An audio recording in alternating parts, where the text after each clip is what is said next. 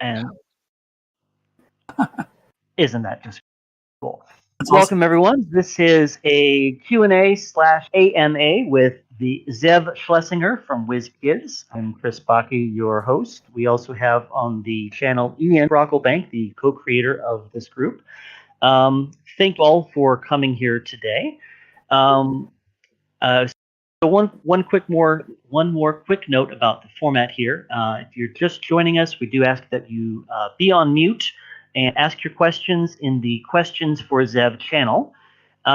So Zev, I'll just jump right into it and ask you to give a little introduction on yourself. Who are you? What have you done with yourself in the board gaming world, and what are you doing with yourself today? Hey everyone, thanks for attending. My name is Zev Shlasinger. I founded ZMAN Games way back in 1999. Worked with them throughout till 2016, and then I moved to WizKids. So I'm the director of board games at WizKids, and currently I'm constantly looking at games, playtesting games, talking about games, doing everything games related for WizKids. All right, awesome. Thank you for that. So I'll just start reading the questions from the Questions for Zev channel. Again, if you have any questions, feel free to pop them in there. I'll just start with the earliest ones and work my way forward. This one's from David S. Since WizKids always works quite a bit with licensed properties, I'd like to learn more about that side of things. It's always seemed like a chicken/egg dilemma to me. Do their games get designed with a particular IP in mind, or are they developed first and then later considered for being a licensed game? Good question. It's actually both ways, but I would say the majority is if we have a license, then we try to hire somebody to do a game using that license. So, some of my bosses will say, hey, we just signed a deal with, XYZ. Let's try to find some games that fit XYZ. And I'll do that. But the other way is, there are games that were pitched to me that were not part of any license, and we turned it into a license. One of them being, for example, Rock, Paper, Wizard. That originally was not a Dungeons and Dragons licensed game. It was something that when I learned of the game and played it and fell in love with it, I thought to myself, wow, this would make a pretty cool Dungeons and Dragons themed game. Just to let you know, in order for that to happen, it just doesn't happen. You have to go to the licensor, in this case being Wizards of the Coast, and say, hey, we have this board game we'd like to do. And of course, we have an agreement with them. So it's like we didn't just cold call them and say, hey, we want to do that. So we do have a license to do Dungeons and Dragons products with them. But we have to pitch the idea to them. So we have to send it to them.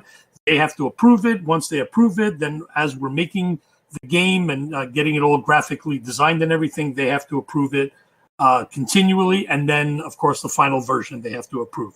But that's the main thing. It's usually we hire somebody to specifically do a game. So to answer that one, Blade Runner, for example, was a game that we specifically hired somebody to do for Blade Runner 2049. And we did we just released it a few months ago, Blade Runner 2049 Nexus Protocol. That was specifically for the license that we had. So it goes both ways. But usually it's hiring someone once a license is acquired, or even though we had the license and it's been quiet and we said, hey, we really need a new Star Trek game, for example. Let's try to find a Star Trek game. And again, it's hiring somebody to do specifically a Star Trek game. But sometimes we get a design that just happens to fit. Okay, great. So next one here is from David Digby. With no physical conventions, what are the best ways of unpublished designers to get in touch with publishers? For example, are you looking at virtual conventions? Should people pitch you by email? What's the best way to get in touch with publishers? So first of all, you have to research publishers and see who's accepting material. That's the first thing. Then the second, the ones that are looking for material will probably have it listed the best way to contact them. Currently, WizKids does have a prototype or design submission form on our website. So you can actually and absolutely submit that way. And I get pitches every day. through that medium. The virtual stuff is fairly new, but it's available. Like I was at the virtual con, the BGG Dice Tower thing, and I listened to some people there. I was going out to see what people were talking about. So in that way, it was more me seeking. I didn't post that I was looking for something in particular, but I did have people contact me and say, hey, are you looking? Can I submit something to you, and so on and so forth. That's, I think, eventually how I found this channel, virtual prototype. This Discord channel. I'm not a big Discord person. I don't know it. This is fairly new to me. But I would say that. One, sorry. No, I was just going to say this whole world was new to me too 3 months ago. Yeah. And so all of the real world playtesting stuff kind of dried up. So I began talking with Ian, and we kind of made a group to get things started. So enough about that. Go ahead. Yeah, I love it. This is fantastic, and I think it's definitely something that we need. I would say virtual cons are probably still viable. I think. I mean, Gen Con is happening. I thought they were going to do a speed dating thing there, but I don't know what happened.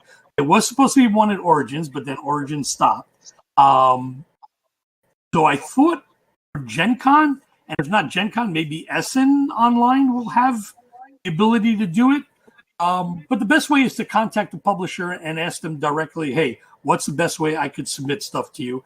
And for us, WizKids, again, we specifically have a form you could fill out. So that's probably the easiest and fastest way to do it. Yeah, okay. So just to come back to you specifically right now, and at the risk of opening up the virtual floodgates here, how would someone contact you you or the WizKids team? What's the best way to do that if they think they have a game to show you? Well, if they don't know me personally, again, use the website form. That allows you to give all the information you need. It also, you can put links in there for your rule book, how-to video if you have. Mention if you have a TTS or Tabletopia or some other virtual form where you can show the game, because that's been happening a lot. I've been playtesting a lot of games through those medium. So that would be probably the best way, because those emails do come to me. The form, that comes to me directly. So I answer and give whatever feedback based on the pitch that I have. So that's the best way to reach me specifically. I mean, I am here on Discord, so if you find me here, you could probably send me a message as well. And once I get to it, I don't hang out in Discord often, but I think I get notifications, so I'll find out if someone sent me anything, and then I can respond in that way. Okay, excellent. Next one is from Lan. Before you continue, if I'm speaking too fast, please let me know. That's just I just speak fast, so please, you can tell me to slow down, or no, you're fine. Anybody can tell me to re-say what I had to say. You're fine. You're doing great, Zev. Okay, so this one's from Lan. In the current situation, the amount of real-life social interaction has drastically decreased as part of the development process, like attending conventions and whatnot. What are the substitutes? Are there any substitutes that replace the real world get-togethers? I don't know. I think you're on one of them. No, I mean, can this be a substitute? I know my old gaming group, they play games on Board Game Arena and Yucata, and they use Discord to speak. I would say that's probably the best way. I mean, if you have something on TTS, I know they have a native voice feature as well, so you could talk while playing there.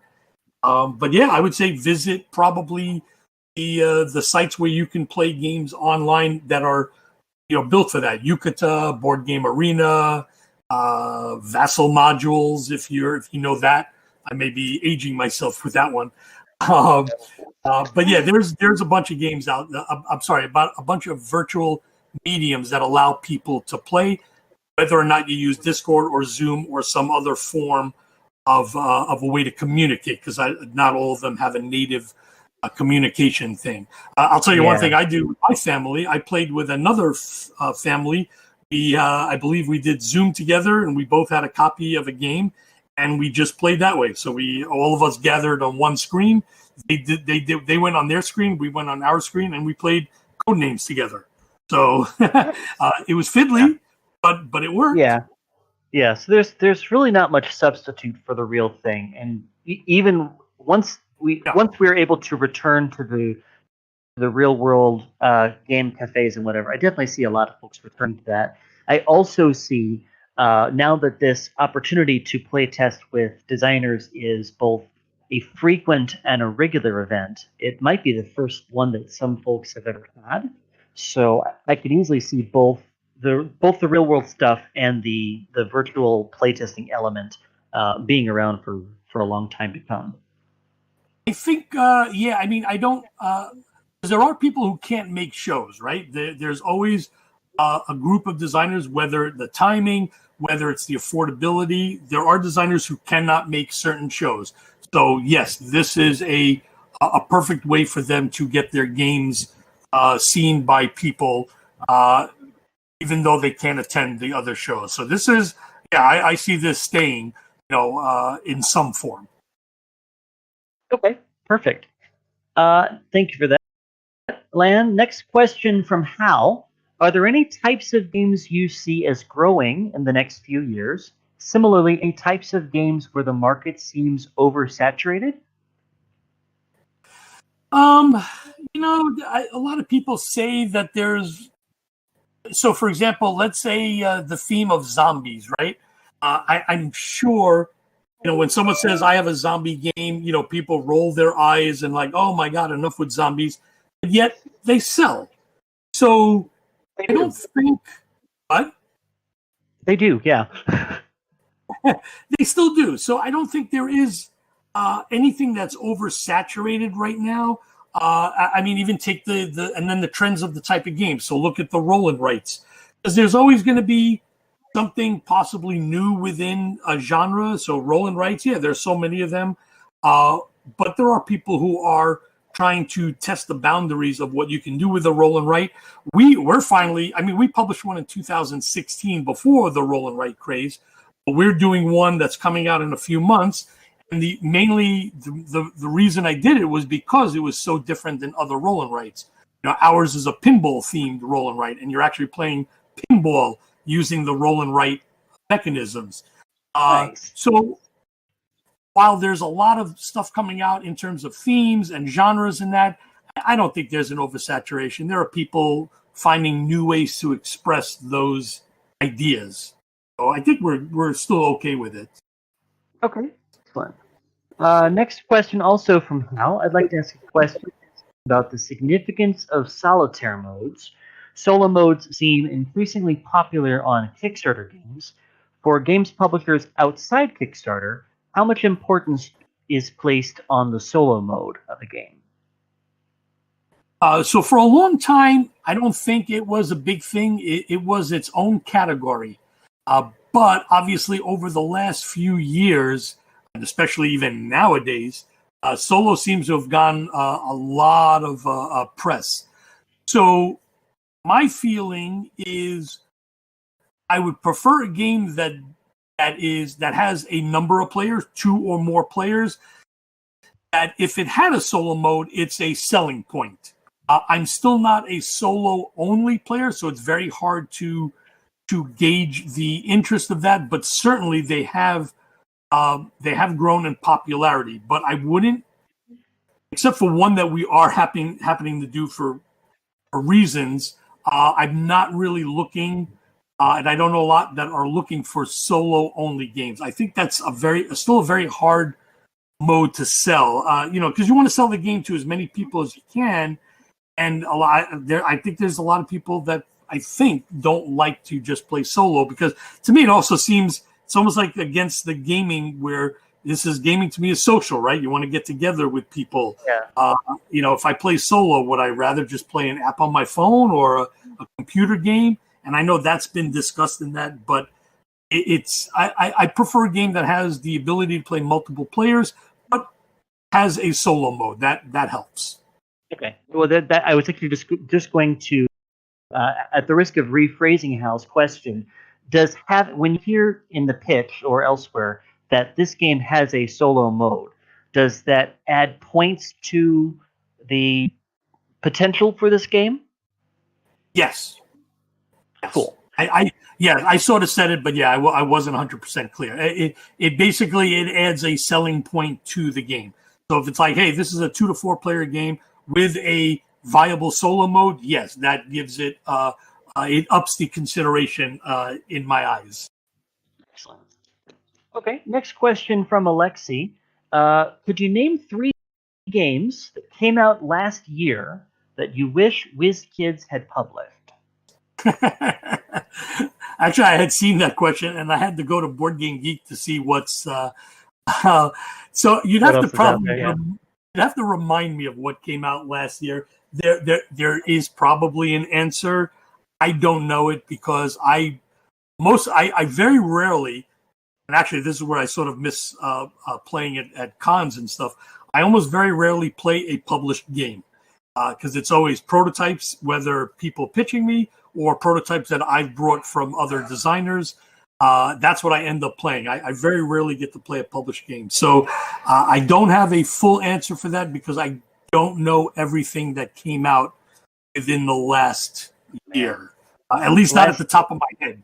Oh, no. That's fair. I remember, I think it was last year at Essen, the statistic was passed around that there was something in the order of 1,000 games coming out at Essen.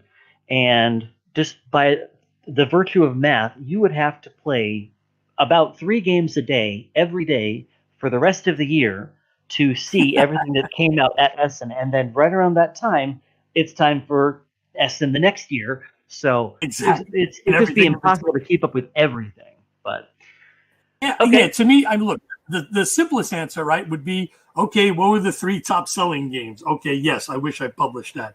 But that's an easy out answer I really don't want to do because I really I publish games because there's something that I see in them and I feel they should be published. Whether they become popular or not, that's something else. But I don't want to do it, because that was popular. I would do a game that because I really loved it. So here's one. It didn't come out last year, but as an example for Mysterium, I actually had the prototype for that game, and it took me a few months to get to it. And when I finally got to it, I was too late. Someone said that they told me that, they just sold it last month. But that was a game I wish I published because I really loved it so much, and I was willing to do it. I played it, I tested it, and I really liked it. So that would be one on my list. But really, I'm sorry? I need you to mute yourself, please. So that would be that. But in the last year, you'd have to tell me, and then I'd have to see if I played it, and then I can answer you if that's like, oh yeah, that's something I wish I did. Okay, no worries. Next one's from Julian. When deciding if you will publish a game, how important is it for the game to bring a new, unique mechanism? It is important. It's not 100% because, I doubt every game you see out there has a unique mechanism. But it is a consideration for me. I do look for cool, fun, unique, but unique also in the way it engages a player, or players, I should say. The type of game it is and how it plays as a whole, really. Because I've seen games with unique mechanisms, but that was their gimmick, and it was like, oh, okay, cool, I saw it, and I don't need to play it anymore. So it really has of a whole. Mm-hmm. But obviously, if the game is good and has that unique mechanism, it does bring it up another notch or two because of that. But it doesn't have to be. You really want to go for a game that's just really solid and cool and fun. That's what I'm looking for. Excellent. Next one's from Raha. Given the evolving dynamics in tabletop publishing and distribution during the pandemic, do you see any shift in the considerations a designer might think about when designing whether to go with a publisher versus self-publishing via Kickstarter? Yeah. Okay, so is the basic question whether to go Kickstarter or find a publisher? Yeah, it looks like Raha's asking about whether, like, how things might have changed on that. Raha, feel free to unmute yourself and clarify here if you like. Yeah, basically just whether the pandemic and the changes in the industry might have changed the thinking someone might have about publishing a Kickstarter versus pitching to a publisher. And it might be that there's no change, that it's still the same old considerations, but I'm just curious if you see any change. Gotcha. No, I think it is still the same consideration. I don't think it's changed what's going on, but so I'm not a Kickstarter guy, right? I've not done a Kickstarter, so my answer is more my personal feeling and talking to people who have done Kickstarters and so on. The thing to understand as a designer is the big question you have to ask yourself is, do I want to be a designer or do I want to be a publisher? That's the big thing you have to ask yourself if you want to do your own Kickstarter. Because doing your own Kickstarter, you now need a whole new set of skills in order to get your game out there. You have to be comfortable and confident that you can handle that. And that's things like, art direction, graphic design, all that creative stuff behind, and then all the stuff after it, marketing, logistics, getting a relationship with a distributor. So it can be overwhelming. And if you're not prepared for it, you're going to hurt yourself. So really, that's, I think, the consideration you need to decide. Do I want to just be a designer and focus on making, designing games, or do I want to be a publisher and, design my games and do everything else needed to get it out there? Definitely a lot of hats to fill. Okay. It is. There's a lot of hats, yes. Great. Okay, so next one's from Lan again. Do publishers get quote-unquote scared, air quotes perhaps, do publishers get scared of designs that are maybe too developed, that already have a bunch of art, detailed rulebook, has been playtested a lot, and so on? Is there a general rule of thumb on those, or are you open to anything? And does the approach change in that case? Yeah, I don't think too developed is a worry at all. To me, the part of it is also what your expenditure is. So let's talk art. Art is one I get a lot. You don't need art for a prototype. Unless you're the artist, right, or your friend's an artist, your spouse is an artist, your partner's an artist, whatever, then you might say, hey, this game has to come with this art. That's one thing. The other way is if you, for some reason, did the art, just know that a publisher might say, I don't like that art, and it's going to get changed. Or they may say, hey, this art is cool, or, oh, man, I'm changing the theme of this game, so this art is inappropriate for the new theme. So you don't have to go crazy for art. In terms of look, the main thing you want is legibility and clarity. You want everyone to be able to look at the components and be able to play the game by being able to read all the parts of the components, the player board, the cards, obviously, especially the cards, any tokens or whatnot. You need to know what that is. And then the clarity of the rule books, you want to make sure the rule books are very clear and understandable. Those are the things that should be focused on. Art and graphic design does help, obviously, right? We are creatures where, we look at stuff, and if it's pretty, if we deem it pretty, we might say, hey, you know what? I'll get to this game first because it looks cool. Yeah. But you can't guarantee that. Remember, art is also subjective, right? What art you might think is great, another person might say, oh my God, this is not. So you're potentially hurting yourself. What you might want to do is with the pitch, you might say, hey, here's 2 or 3 pieces to show you the direction I was thinking. And if you're doing that, it's really to show, let's say you have a serious game, so you want to show more serious art. If it's a kid's game, you want to show a lighter style, but you don't want to show, obviously, a serious style, because it's like, wow, I played this game with the serious art, but it's funny or it skews young. Why this art? And it might lead to a bad play test. So you don't want what you put into it to sort of divert attention away from the game itself. Beyond that, to develop, no. I mean, it's especially now with Game Crafter and all the places where you can do your own your printing or print on demand stuff. I mean, all that stuff is fine. There's no too much developed. Just be careful with art. That's the biggest thing. Excellent. Okay. I'm going to go next to Noksha. So his question is basically, I'm still curious if a previously kickstarted game has a potential second life to a publisher. So perhaps if a game has already been successfully kickstarted, would you as a publisher look at that game, or would you pass on that because of its previous Kickstarter? So WizKids policy, we don't look at any game that's been crowdfunded, whether successful or not.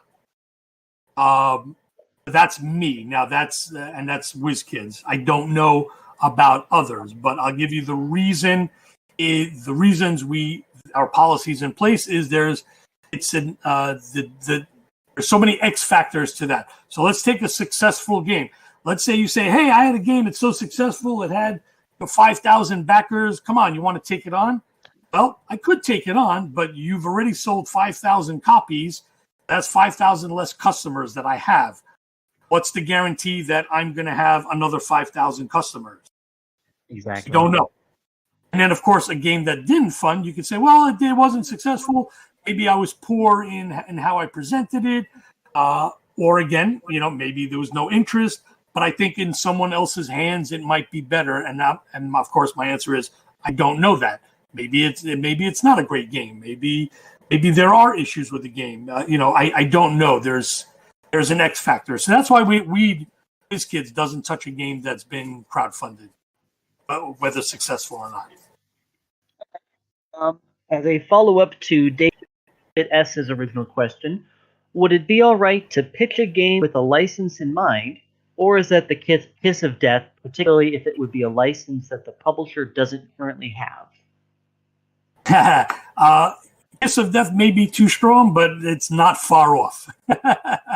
I always say make a great game that works generically, but in your pitch you could say, oh man, this would work with blah, blah, blah.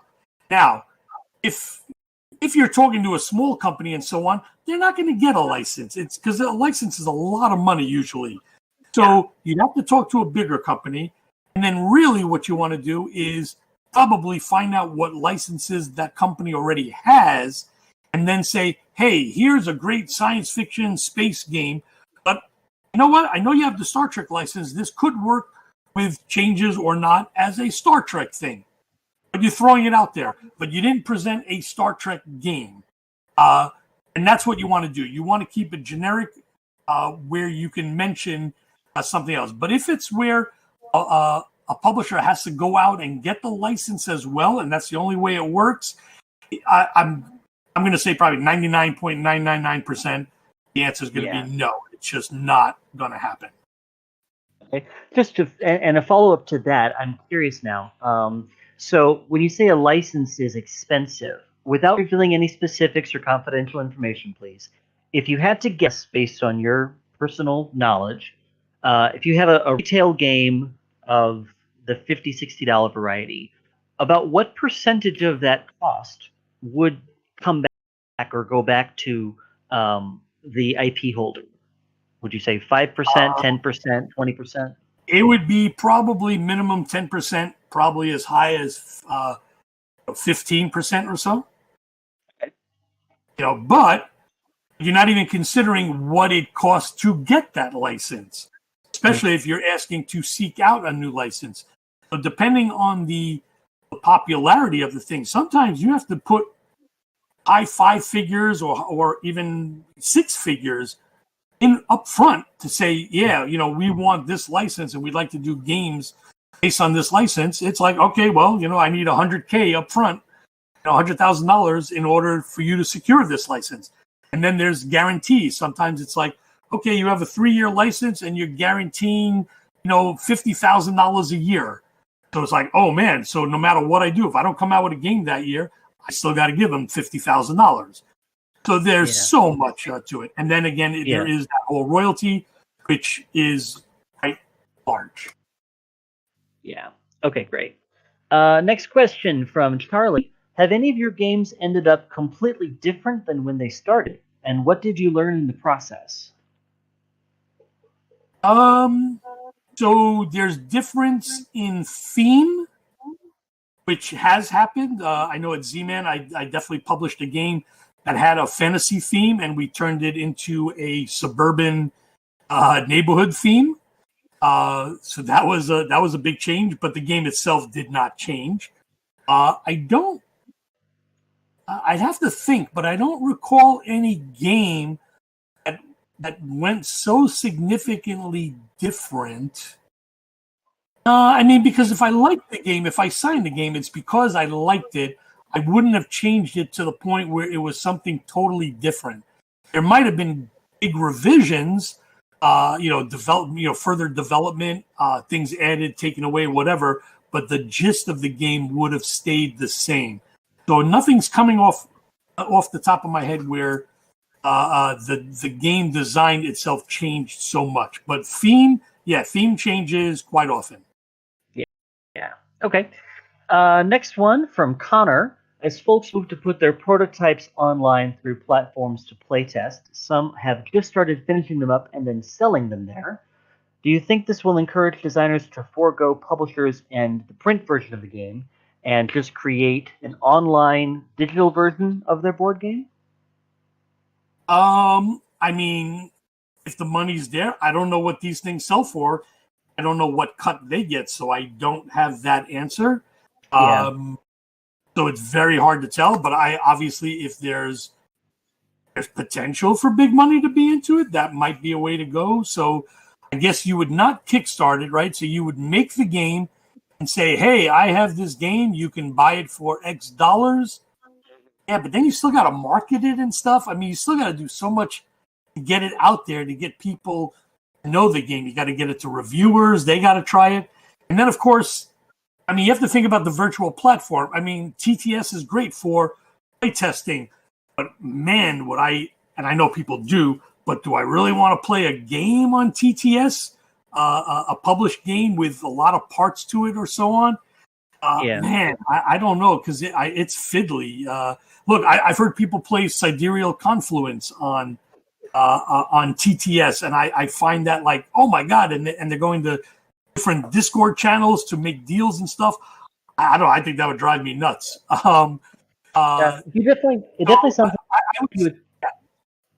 like Sorry, I was just going to say it definitely sounds like you would be taking on a lot of the responsibilities of a publisher in some way in terms of marketing and getting everything together. So, because you still have to do art, right? You still have to do graphic design. The only thing you're foregoing is actual production. And then shipping, right? So you're getting rid of all that, but because of that, or not because of that, sorry, that's just, you're getting rid of that, but you're still doing some upfront costs with the art in that, and then you still have marketing to do, and then of course it has to be, is this a game that works well in that medium? And that's a tough decision. As I said before, TTS, Tabletopia, they're great for what they do for prototyping kind of stuff, but for actually playing games, I think they're not to that point just yet. But again, it's a potential revenue stream, but I don't think it's going to take the place of doing it until that revenue stream is really, really high. Okay. I'm going to shift gears here for a moment to step away from the questions for Zev Channel and get to some of the questions that we, the hosts, have begun to ask. First one on our doc here is, what should be on a sell sheet, and how does a sell sheet actually sell your game when you're reading it? Well, sell sheet's very important because for a couple of reasons. But the main thing you want on there is important information about the game. You want, obviously, the age, the player range, and the game time. You probably want one picture of maybe the prototype setup, if possible, especially if it has a nice visual presence. You definitely want to show that. And then you want to talk about a brief intro to the game, who you are in the game, what are you doing in the game, how do you win the game. And then you want to specify why you think this game is cool and fun and unique. And not saying that this is better than, this is Monopoly, but better. You don't want that. You just want, it combines these two things into this new thing. It has this unique mechanic. It has this. But you have to determine, that's the stuff you have to determine what you think would help sell it without being, derogatory or degrading another game type thing. Because I've seen that before, and you don't want that. And that's really it. So you have one page to do all this, and it's doable. You have to write good material. So again, you want an intro, and then you want a little description about the game. So like a paragraph or two of what you're doing in the game. Some have done like a quick, especially if it's a simple game, like a 1, 2, 3. It's like, hey, 1, play a card. 2, discard a card. 3, do an action. It's like, oh wow, that's it for the turn. Hey, that's pretty cool. So those are the things that you want to pump up in the sell sheet. And of course, it's very important. I would say it would have been, it's important, especially when we had the real world conventions, because when I go to a convention and I'm taking 15, 20, 30 pitches, a sell sheet, when I come home, a sell sheet helps me remember what I looked at. And as someone who doesn't have a sell sheet, I might absolutely forget that I've listened to their pitch, or at least the details of their pitch. But with the sell sheet in front of me, I can look at it again and go, oh yeah, okay, you know what? This looks interesting. I want to learn more about it. So sell sheets are important in that way as a reminder thing, and again, as a way of selling your game. And you want to do that by extolling the virtues of your game without denigrating anything else. Just why this game is cool, different, what are you doing, and so on. Another one for you here. So I think we kind of touched on it earlier. How shiny does the prototype need to be to pitch? Obviously, we talked about art and graphic design and how we shouldn't spend much time or money on art, whatever. But if you were to see a prototype that was handwritten cards and sleeves, would that be like the instant turnoff I would expect it to be, or would you even consider that? Nope, I've play tested and signed some games that were just written on cards and sleeves and stuff like that. What I touch upon, the main thing you want is legibility and clarity, right? You want to be able to. I need to be able to look at the components and read what it says on a card, read what it says on a tile, read what it says on a board. Those are the things that are important. So you don't need the art. Now, that doesn't mean don't do it. If you have the skill to do art, or you happen to have art available, and again, even if you use clip art, right, and you say this is for prototype purposes, just to give a thing, it's okay to do that. It's just you don't have to do it.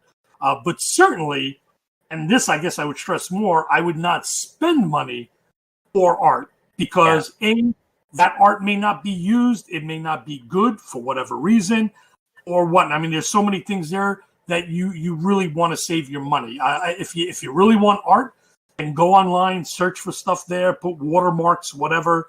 And again, you're using the art to also give the publisher a feel for what the game could look like, and at least again how serious you're thinking about it, how serious the art should be, or how comical the art should be, the style of art you're going for. That's what you should use the art for. Don't pay for it. Yeah. Okay, next one's a two-parter from Kevin, one of our hosts here. What is the first thing you want to hear in a pitch? And also, name something you almost never want to hear in a pitch. First thing you want to hear and never want to hear. Well, the first thing is probably a quick rundown of the stats, meaning I have a 2 to 4 player game for 12 and above, probably maybe a 2 to 4 player game that is 60 minutes, and then you want a quick who are you in the game, what are you doing in the game, and how do you win the game. So very quick, 30 seconds worth of information. I sort of left out the age. I would only put the age in there if I'd only put the age in there if for some reason you specifically are hitting a target market. So if you're saying this is an adult game, okay, that's important. I need to know. Or this is a kid's game.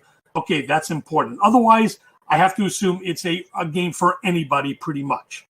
Because you're pitching to me, I'm not immediately assuming, oh my God, this is for 5-year-olds.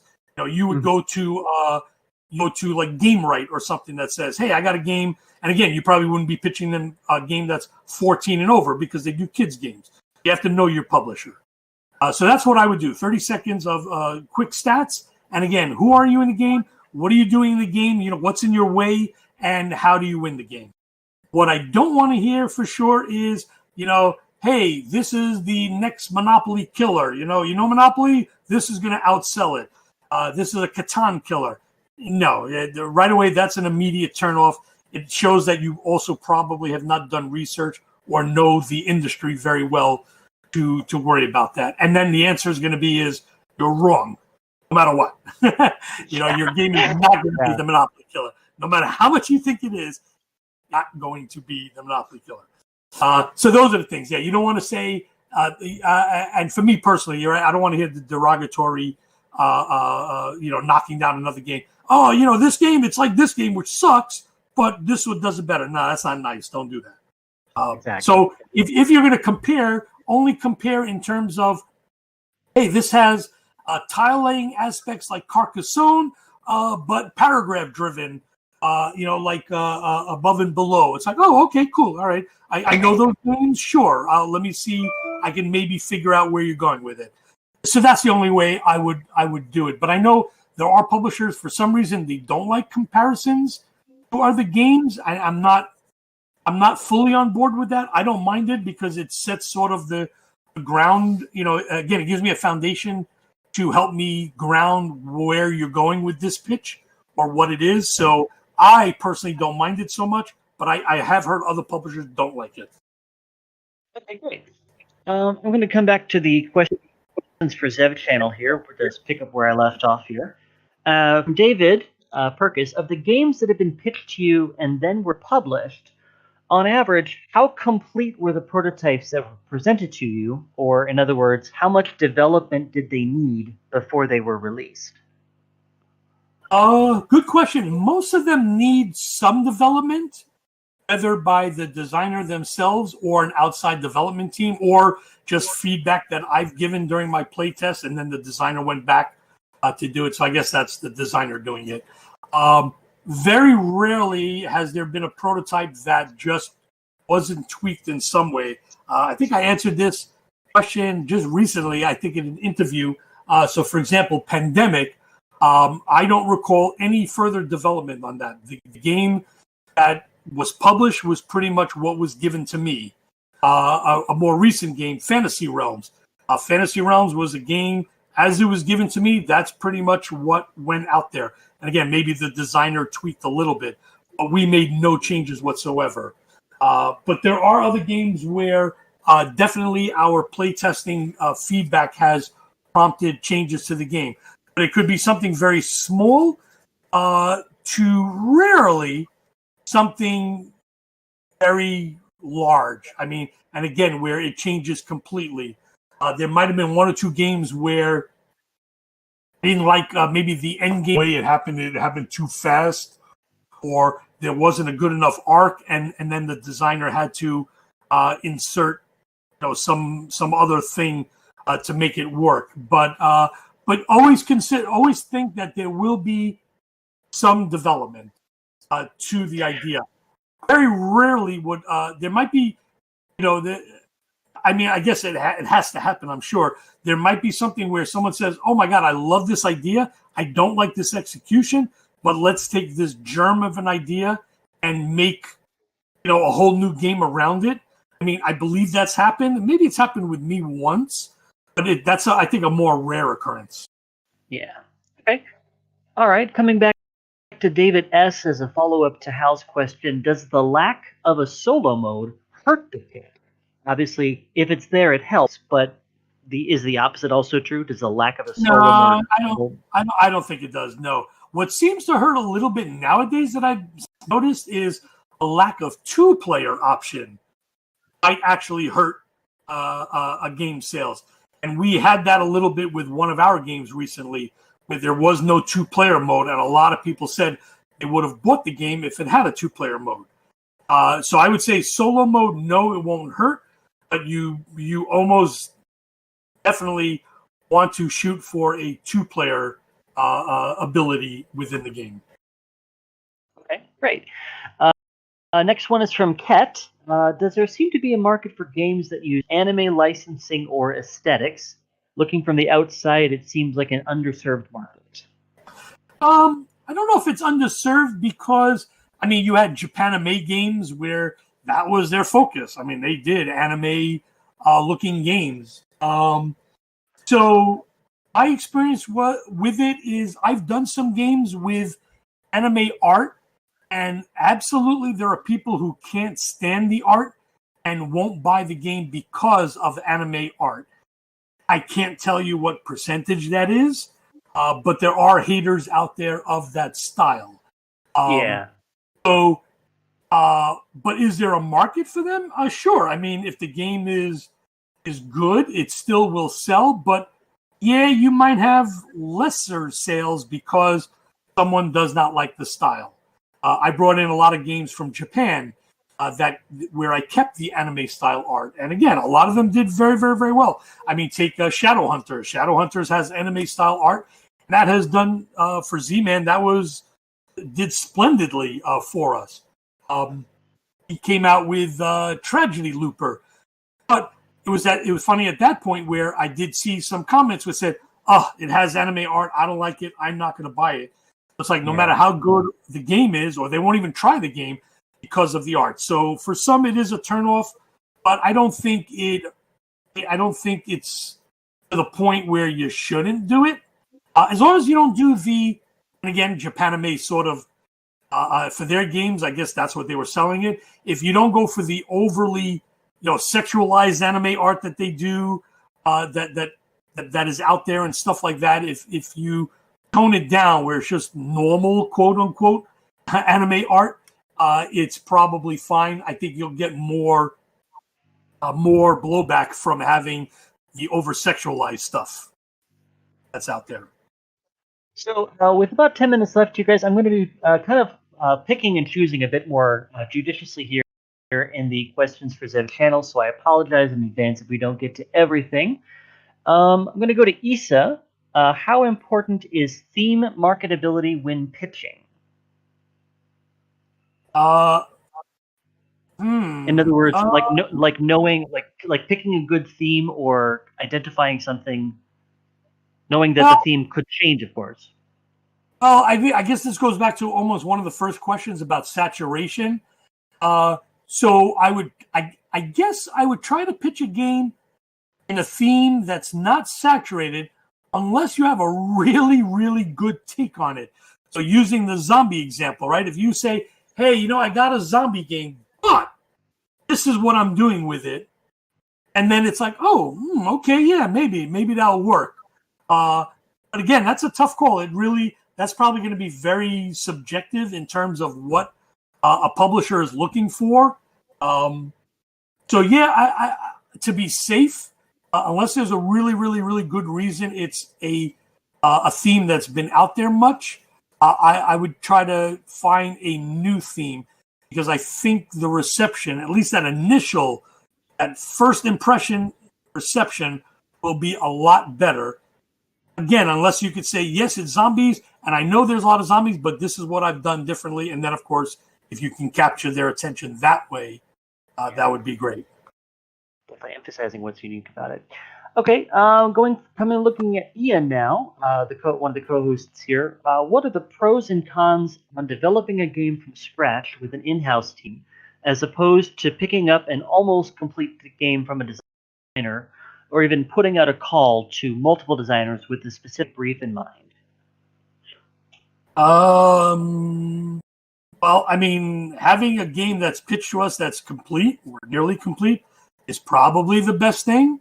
The only reason I would put out a call to a designer would again be if I'm looking for something specific, and that might be a license thing where, again, hey, you know what? I have a Star Trek license. I need a Star Trek game. Let me, hit a couple of go-to people that I know and say, look, I need a Star Trek game that's, like $40, no miniatures, blah, blah, blah. What can you do for me?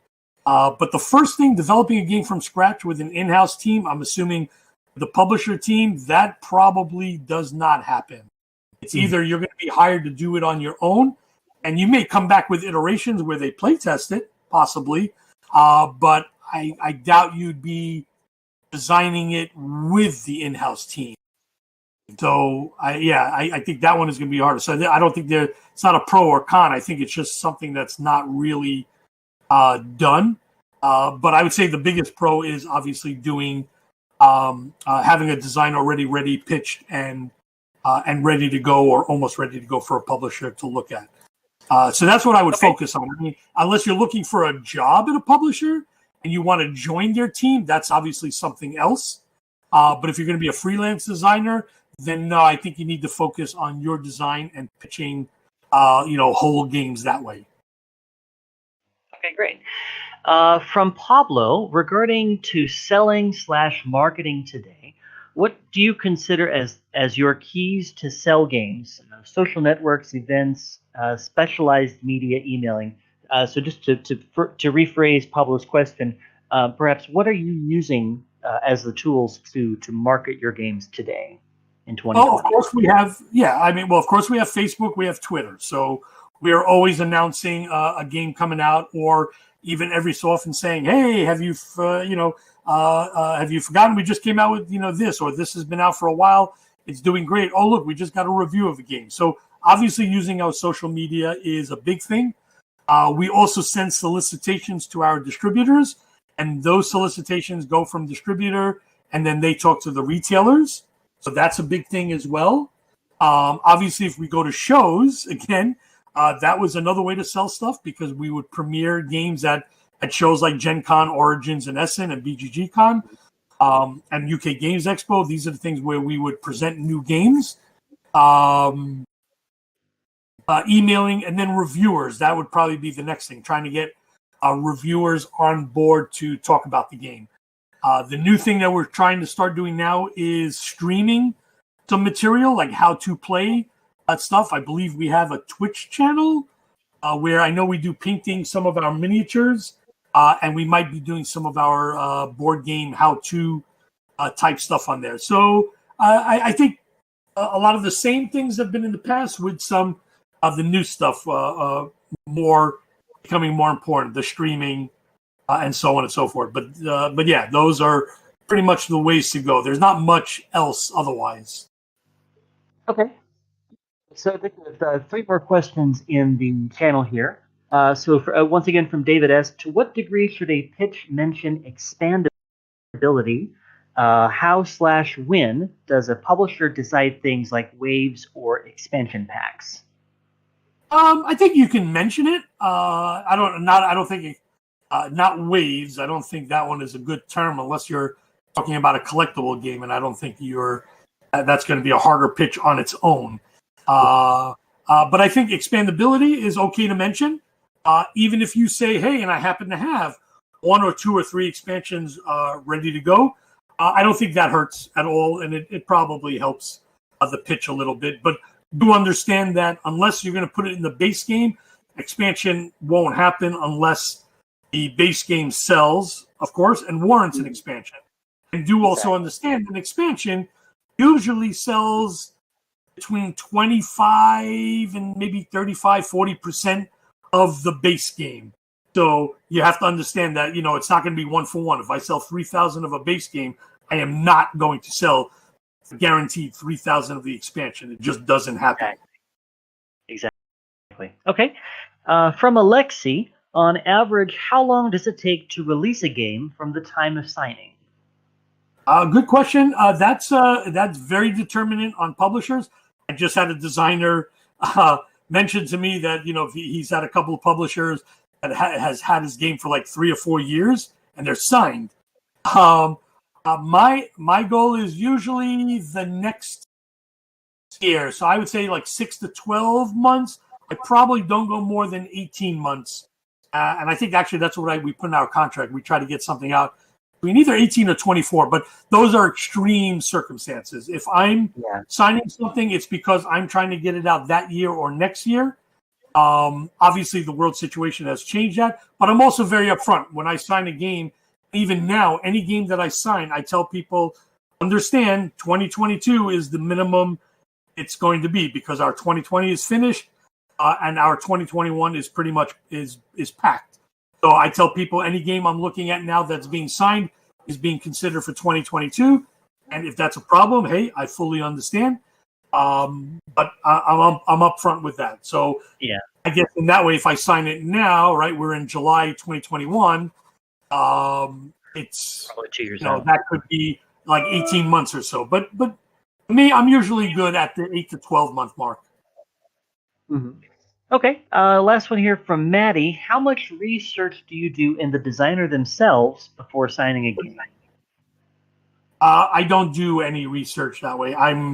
Unless I know your name from somewhere, I take it the pitch as it is. I'm not looking for. I guess there might be a reason why you want to do research. I guess I would need a little more info for that. But the simple answer is no, I don't do research. I just go by the pitch. And unless your name stands out for some reason, it's like, oh, I heard about this person, good or bad, don't know. And then I may say, hey, where'd I hear the name? But generally, no. Okay, great. So I have one final question from Ian, and I would say as on behalf of everyone here, thank you, Zev, for taking all of this time to give us some great thoughts from a publisher's perspective. Ian's final question is, in a showdown between yourself and Mr. Z Garcia, who is the most important Z in board gaming? You know what? I'm going to say Z Garcia. He's in, you see him all the time. I'm sort of look, I've been in the business a long time, but I guess I consider myself more of a background person. I would say new people in the industry don't know me, but they would know Z because, he's out there doing videos constantly and you're seeing him. I'll say he wins hands down. I'm just a background guy. I'm just doing my stuff here. Well, I guess there's something to be said about spending so many hours in front of a camera talking about games, being part of all the top 10 lists that he's been a part of, and all the stuff that you do when you're a video reviewer and as deep into I almost want to say the front end of gaming. It's very easy for someone in the background to not always get the credit they deserve for all the stuff that they do to contribute to the industry. So, okay, so I'm going to cap it here. Once again, thank you, Zev, for taking the time to talk to us. And you are part of this group. You'll be seeing us on Mondays and Thursdays. So, once again, so if you could feel free to let us know the best way to contact you, see what you're making. Go ahead and promote yourself a little bit here, and we'll call that a night. Oh, thank you. Well, thank you for having me, and thanks for everybody attending. I'm so happy to see so many people. I would just say, we're always looking at pitches. The best thing is, go to WizKids website, look up the prototype submission form. It also tells you what we're not looking for, so that's a little helpful. Feel free and open to ask me questions or pitch stuff. I'm open to it, and I'll be lurking here every so often and trying to join a little more, but I'm always reading what people have gotten to playtest, so I'm going to try to jump into a playtest here and there and count that as a pitching thing. If you're already doing it for Kickstarter, I probably won't do it because unless you really want my feedback or help, but basically, I'm looking for stuff also that I can do. So, but yeah, good luck to everybody. Great. Okay, thank you very much, everyone. I'm going to stop the recording now. To be